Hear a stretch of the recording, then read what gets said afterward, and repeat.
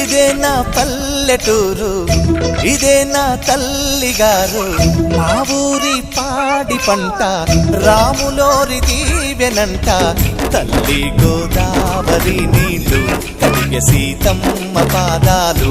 ఊరంతా hi hi hi, మనసంతా hi hi hi. ఇదే నా పల్లెటూరు, ఇదే నా తల్లిగారు. మా ఊరి పాడి పంట రాములోరి దీవెనంట.